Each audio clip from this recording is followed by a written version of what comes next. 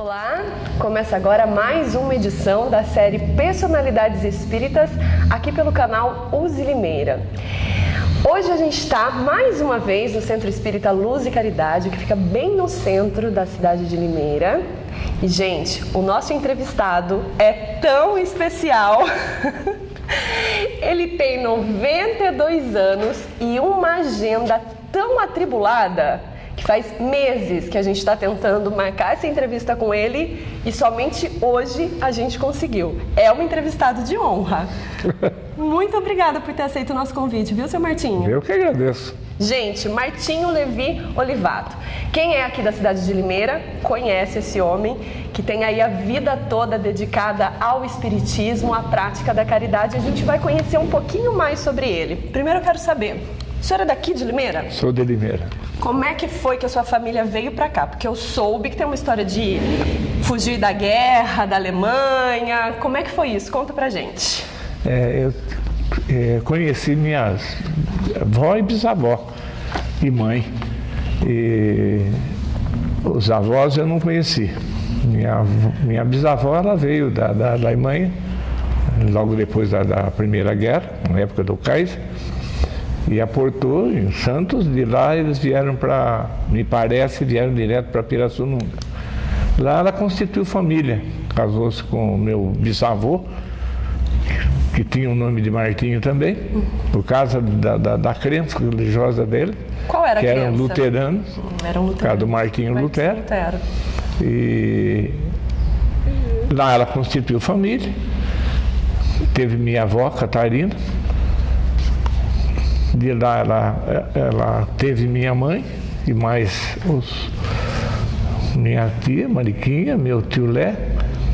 E de lá eles vieram para Limeira. Por que eles vieram para Limeira? Por causa do emprego do meu bisavô e de meu avô, que era um especialista em serralheria, que era uma especialidade na terra deles, da Alemanha, era uma especialidade.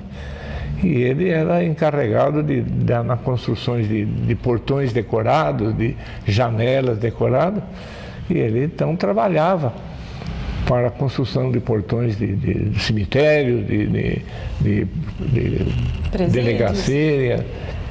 E ele era especialista nisso. Não se faz mais, né? Portões como antigamente. Não, porque, é bem diferente. Porque era manual, hoje é estamparia, né? Hoje é estampa. Faz o modelo e estampa. E naquele tempo, quer dizer, quem ganha nisso, hoje atualmente, é o desenhista, o projetista. É mesmo. Antigamente não tinha. O próprio serralheiro é que fazia. Aí minha mãe conheceu meu pai. E... Seu pai é de Limeira? Meu pai não, meu pai é mineiro. De Campo Místico, Bueno Brandão.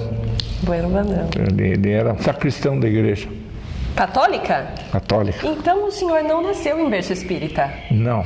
Como é que foi que o senhor migrou para o espiritismo? Como que o espiritismo surgiu na vida do senhor? Aí, quando surgiram determinados fenômenos na minha casa... Na sua casa da sua mãe ou na sua casa já casado? Não. Quem que era já casado? Eu? O senhor não era casado ainda quando surgiram os fenômenos? Não, eu era menino. Então... Viviam na casa minha bisavó, que era luterana, minha avó Catarina, que era membro da Igreja Católica, que tinha lá um cargo da igreja, e meu pai e minha mãe, que quando surgiu determinados fenômenos em minha mãe, que era a mediunidade, eles procuraram o centro espírita. O senhor lembra como que foi?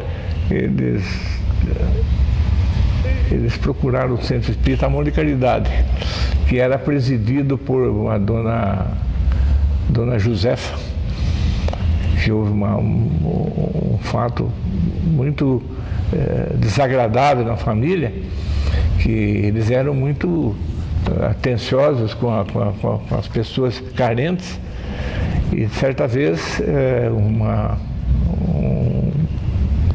desses pessoas de rua, foi lá, bateu e pediu um copo, um almoço. Comida. E eles deram. E o sujeito entrou na casa, deu um tiro no marido, no seu Antônio. Nossa, que tragédia. Que era o presidente, e deu um tiro nela. E ela, até o seu desencarno, ela ficou com uma bala perto do coração, porque não podia operar. Não tinha especialistas que operassem ela. Nossa, que tragédia. É. E nessa época, então, foi que meu pai e minha mãe começaram a ir no centro. Mas eu fiquei curiosa, quais foram os fenômenos que aconteciam com a sua mãe? Como que vocês identificaram? Eu acredito, porque eu não presenciei isso, mas eu acredito que a mudança de voz, fala de pessoas desencarnadas, né? E, inclusive deve ter sido de familiares nossos, e ela então foi desenvolver a mediunidade. E é a razão, e eu não era, eu não tinha nada que ver. Aí lá pelos anos de 1942, que eu me interessei. O senhor já tinha que idade? 1927, eu nasci em 1927. Sou péssima em conta. Então alguém que é bom, faça o cálculo. 1942, né? 20 anos. Tinha 20 anos. Alguém soprou aqui pra gente, viu, gente? Vocês ouviram? Nós fundamos a primeira mocidade espírita. Mas eu, antes disso, eu não tinha interesse nenhum no conceito da doutrina. E eu tinha certas reservas, sabe? Com esse negócio de sessões práticas, eu tinha reserva. Então eu era meio renitente nesse sentido. E quando meus pais aí se estabeleceram dentro da doutrina, quer dizer, acharam que aquilo, então ficou uma divisória muito boa dentro de casa. Ficou uma luterana, uma católica e o casal espírita. E nunca houve área de atrito. Que ótimo, que bonito. Nunca era respeitado. O respeito prevalecia, né? Minha bisavó, ela lia muito bem a Bíblia em alemão. Olha. Tinha os cânticos da igreja em alemão e ela me ensinou muito em alemão, a eu ler em alemão e ouvir os cânticos da igreja. E aquilo quase que eu pendi para o lado luterano, o protestante, né? O senhor gostava? Mas não me influenciou, quer dizer, o espírito não influenciou naquilo. Aí em 1942 eu já mais influenciado dentro da doutrina, foi quando houve o interesse da União Municipal Espírita. Da USE. Não era a USE ainda? Não era a USE, é a UME. União Municipal Espírita. União Municipal Espírita. Que veio para Limeira, doutor Jaime Banteiro de Barros, doutor Ari Lex, o professor White Vaiticunas, que ficou hospedado na minha casa. Quem é? Era polonês. E ele dava aula numa faculdade em São Paulo.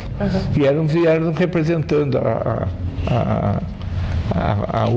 a USE de São Paulo. Aí era a USE de São Paulo. E eles chamaram a atenção pela data de fundação do centro aqui, de 1906. Então, era um dos centros mais antigos no estado de São Paulo. Olha que legal! Era um dos centros mais antigos. Vocês sabiam disso ou não? Só souberam quando eles vieram para cá? Não, nós sabíamos porque existia assim um entrelaçamento entre nós do Amor e Caridade e aqui. E tinham jovens aqui que já estavam querendo fundar uma mocidade, que era a Mocidade Espírita Joana d'Arc. E eu então vim incorporar. E nós fundamos a Mocidade Espírita Joana d'Arc. O senhor tomou frente disso? Não é que tomou frente.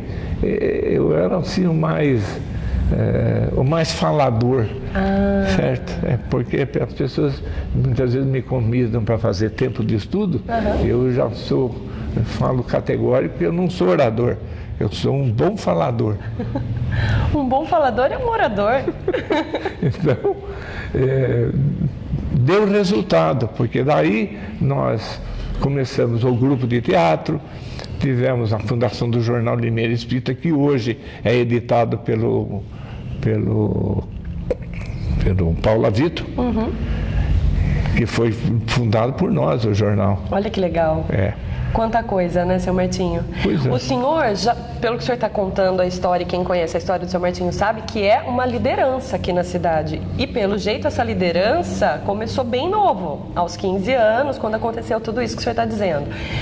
Quais foram, assim, os maiores desafios de liderar o espiritismo de uma certa forma? Porque aí outros centros começaram a aparecer. Como é que foi isso? Esse caminho percorrido? Bom, não se tinham os centros espíritas, que era aqui, o Luz e Caridade, o Amor e Caridade, o Fernando Eustáquio, a dona Rosa Menardi, o Dr. Veloso do Perrelo, que é um dos antigos também, e tinha um da Boa Vista, que agora não me recordo o nome, Amor e Caminho da Humildade. Gente, a voz da consciência está falando muito hoje, vocês perceberam, né?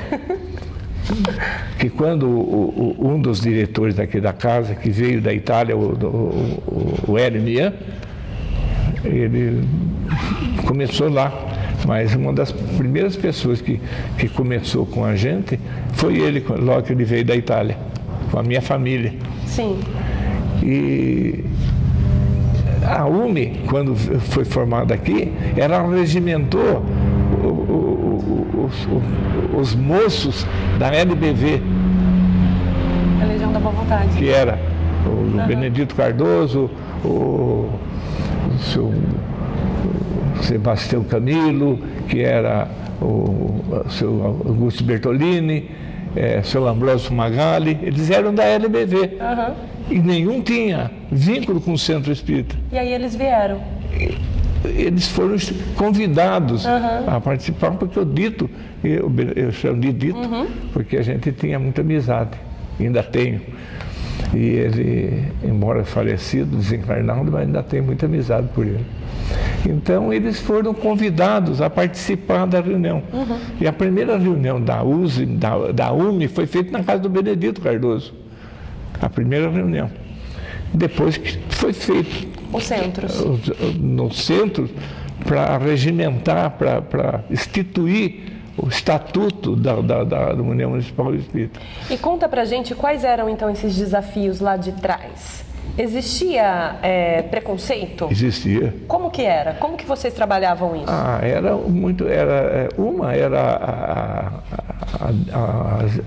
a diferença de credo. Né? O catolicismo exercia uma influência muito grande, que ainda hoje, existe, né?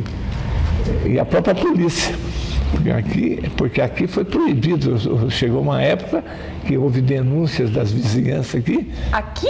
Nesse lugar onde a gente está? Aqui, onde nós estamos. Gente, olha só o que ele está dizendo, que a polícia proibia a reunião. Como que era isso? Porque houve uma denúncia, faziam trabalhos aqui, e naturalmente vinham aquelas entidades mais revoltadas. Sim. E tinha um barulho excessivo. E aquilo chamou a atenção da vizinhança. E eles foram na delegacia e reclamaram. Gente, olha só, como a gente nem faz ideia como era lá atrás. Aí a polícia veio e fechou, mandou fechar o centro. Mas não prendeu ninguém? Não, naquela época eu acredito ninguém. Tá. Mas como o advogado do centro era pessoa de proeminência na cidade, ele foi lá e conversou com o delegado, que não acontecia nada demais, ele justificou. Sim. Quer dizer, é meio difícil isso, porque o delegado também não entendia nada de espiritismo. Não era espírita. E até que conseguiu liberar, mas para diminuir o barulho. Isso é um dos exemplos de preconceito que vocês sofreram, né? Agora, de lá para cá, muita coisa mudou. Essas sessões que tem os fenômenos e tudo mais, elas são fechadas. Como que o senhor vê isso? O senhor vê isso como positivo ou de uma certa forma acaba distanciando as pessoas? Acontece que para a época serviu isso. Porque as pessoas que visitavam os centros espíritas tinham uma certa curiosidade em verificar o que era chamado a comunicação de um espírito por intermédio de um corpo mediúnico, um corpo físico, e que era chamado de médium. E isso chamava atenção. Então, a luta maior foi você introduzir o estudo. Essa foi a luta maior, de você conscientizar os dirigentes do centro que o estudo era tão importante para você entender o fenômeno. O que está acontecendo. E o estudo foi instituído em que época? Demorou bastante? Demorou porque os centros espíritas, o presidente era meio ditatorial, certo? Meio ditatorial. E tinha como norma uma médium que, enquanto o espírito comunicante não considerasse aberto aos trabalhos, ninguém podia se comunicar, nenhum médium podia se comunicar. Nossa, era bem diferente. Era diferente. Então, hoje, claro, hoje você vê nas entidades, eu não sei se em todos os centros espíritas, mas numa boa maioria, hoje tem os grupos de estudos, e são grupos formados em dias específicos, com matérias específicas. Eu digo matéria específica porque parte desde dos primórdios das obras literárias do Espiritismo até um curso superior, que é o que nós fazemos aqui a segunda-feira. Já é um curso mais avançado, pela idade que se tem de estudo, passando por todas essas fases da doutrina. Seu Martinho, o senhor acha que, de uma certa forma, o fato de ter instituído o estudo, de ter fechado as sessões, ela afastou algumas pessoas? Ou afasta ainda? De repente, quem não é espírita, quem, como o senhor, foi católico, o senhor veio para cá, para o centro espírita, por conta de um fenômeno que acontecia na sua família.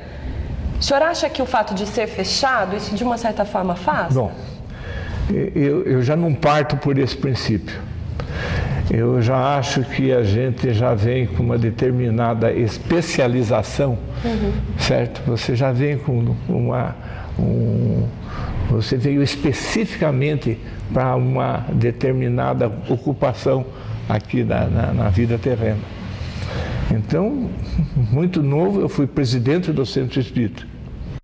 Depois da Mocidade Espírita. Depois da Mocidade Espírita, eu me engajei junto com Dona Lucinda no Nosso Lar. Lá houve uma separação dos meninos maiores com os meninos menores. Isso sem contar a história disso, iria alongar demais.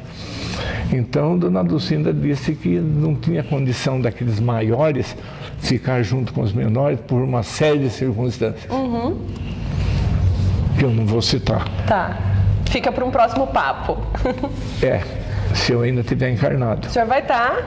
Então, aí, dando assim, olha, a única coisa que nós podemos fazer, Martinho, porque separou os meninos da parte superior do prédio lá do Nosso Lar, que aquela foi uma heroína. Ela e o marido. Porque ela começou a recolher os meninos na casa dela. Ela chegou a ter dentro da casa dela 14, 15 meninos, fora os filhos que ela tinha, que era uma família enorme. E eles adquiriram aquele terreno ao lado do asilo. E eles iam à tarde lá, ela, o marido e os filhos, cavar o alicerce do prédio. Que exemplo, né? Que exemplo. E eu alcancei essa época, mas não vivi isso. Aí, na época em que ela precisou do auxílio da gente, que já era, eu acredito que a gente já estava encaminhado para esse trabalho, separou os meninos, colocou os meninos maiores naquilo que nós chamamos, que era o porão do Nosso Lar, que hoje é usado para venda de objetos lá, que tem o grupo... O bazar. Mas mesmo assim havia inconvenientes, porque os meninos se evadiam do lugar e iam aproveitar dos menores. Aí eu disse, nós temos que mudar daqui, Martinho. Nós temos um imóvel na rua 7 de Setembro, chamado a Chácara do Juca Leitão, que tem lá um cidadão que aluga a casa e está devendo já há muitos meses de aluguel. E nós precisamos tirar ele de lá. Então é o único lugar que nós temos para montar abrigar os meninos. Então eu vim várias vezes conversar com ele, a proposta de sair, ele não queria sair. Até que tivemos que agir judicialmente. Certo? E ele era uma pessoa um pouco rancorosa, porque existia um poço lá de água, que ele vendia plantas ornamentais e mudas. E ele aguava as mudas com a água desse poço. Ele saiu e mandou aterrar o poço. Jogou uma porção de tijolo e terra lá dentro, que depois nós tivemos que desentupir o poço. Vocês conseguiram? Conseguimos. Conseguimos desentupir o poço, colocamos poço artesiano, e que existe até hoje. Existe até hoje. Depois veio o SAI e proibiu o uso de água de poço, mas conseguimos. Aí eu vim para cá, aumentamos, melhoramos a casa e trouxemos os meninos maiores. Agora, o que a gente consegue perceber pela história do senhor é que, além de ser uma liderança, o senhor tem uma vida marcada pela prática do bem, pela prática da caridade, que é justamente o que prega o Espiritismo, né? Se a gente pudesse dar um conselho, o senhor com 92 anos, eu sei que se a gente ficar aqui a tarde inteira, o senhor tem conselho para dar, mas o conselho principal, aquele conselho que o senhor dá para os seus filhos, para os seus netos, que conselho o senhor daria? Você sabe que você tocou num ponto, eu fui um péssimo pai. Foi? Por que o senhor se considera um péssimo pai? Foi mais pai dos meus filhos, a mãe, do que eu. Por quê? Eu não fui um pai que pegou na mão do filho, que beijou o filho, que eles me beijaram. Eu não fui. Quer dizer, levar eles para passear, eu nunca fiz isso. Mas dá tempo. Mas agora eu fiz isso um pouco com os netos. Tá vendo? Mas não como peso de consciência. Porque eu não entro muito nesse setor de perdão, de pecado, eu não entro muito. E se pesar consciência também adoece, né? Não, eu sou o que eu sou. Se estão satisfeitos comigo, muito bem. Se não estão, manda eu para outro lugar. Então, esse conselho é um negócio difícil. O senhor não costuma dar conselho? Não costumo. Nenhuma orientação? Não, dou opinião. Às vezes a pessoa pede, diz, olha, a minha opinião nesse sentido é isso. Até mais conselho, não. Porque conselho é que nem casamento que o padre diz, até que a morte nos separe, até que a vida... Não é assim, não. Então, para a gente finalizar, já que o senhor não dá conselho, eu quero uma opinião. Diante de tantas adversidades que a gente tem vivido nesse mundo atual, qual é a sua opinião para que a gente consiga ficar centrado e não deixar com que a gente se abale por tudo isso que está acontecendo? Além daquilo que você faz hoje, atualmente, o que você fez antes? Qual era a sua atividade? É uma autorreflexão que a gente tem que fazer? Ou é uma pergunta que o senhor está me dizendo? Eu estou fazendo uma pergunta. O que você fez antes? Antes do quê? Da sua atividade atual. Eu sempre fui jornalista. Sempre? Sempre. E você gosta disso? Amo. Amo ser jornalista, amo falar. Amo levar conhecimento para as pessoas, amo perguntar, amo tirar coisas daí de dentro e falar para as pessoas aqui fora. Eu sempre trabalhei, eu não vou dar opinião e nem resposta. Tá. A minha vida sempre foi atrás de uma escrivaninha, um escritório de contabilidade, sempre foi. Até que eu fui convocado por várias pessoas para ir tomar conta da Santa Casa. Que desafio! Então eu disse, olha, eu quero um tempo, né, um mês, 2 meses, 3 meses, porque de hospital eu conheço bem algodão seringa, né? Seringa, esparadrapo, isso eu conheço. Do resto eu não conheço nada. E fui para a Santa Casa. Entrei no prédio antigo aqui da Santa Casa, que era aqui embaixo na cidade, e o esqueleto lá de cima parado há mais de 20 anos. Então a mesa administrativa que me convidou para fazer parte lá para tomar conta, eu ia tomar conta, eu não era um administrador. Me chamou a atenção quando eu comecei a verificar as diversidades que tinham dentro do hospital em função daqueles menos favorecidos e dos mais favorecidos. Que é o que acontece em todo lugar. Isso. Então essa pergunta você pode fazer a hora que você for no hospital e vai entrevistar um doente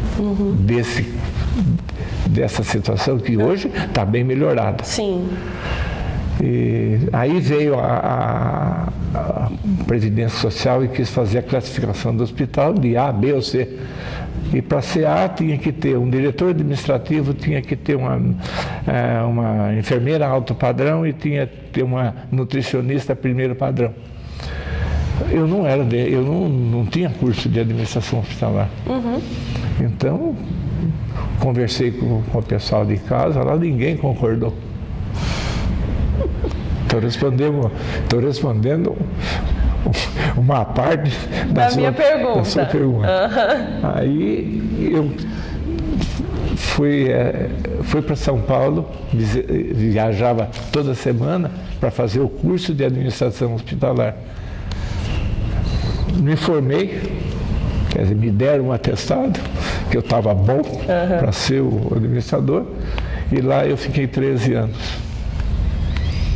Fazendo diferença lá no hospital. O que eu aprendi lá, eu não tinha aprendido até a idade que eu estava. Olha só. Que escola? Foi uma escola. Esse foi um desafio. Certo? Sair de trás de uma escrivaninha e ir tomar conta de um hospital. De 85 leitos para 630. Nossa. Mais de 500 funcionários. Lutando contra a Previdência, que hoje é o SUS. Bom, deixa para lá, né? Gente, quem de Limeira percebeu que a história da cidade se confunde com a história do seu Martinho. Ele falou que ele saiu da escrivaninha para fazer uma série de coisas e é para a escrivaninha que ele vai voltar agora, viu? A gente está terminando essa entrevista e ele vai voltar ao trabalho. Não, agora não vou voltar. Não vai? Não, agora não. Ah, então que ótimo. Eu cheguei aqui e ele disse que ele ia voltar. Então o papo foi bom, ele não vai voltar mais. É com esse poço de ensinamento que a gente encerra a entrevista de hoje. Muito obrigada pela sua companhia e até a próxima.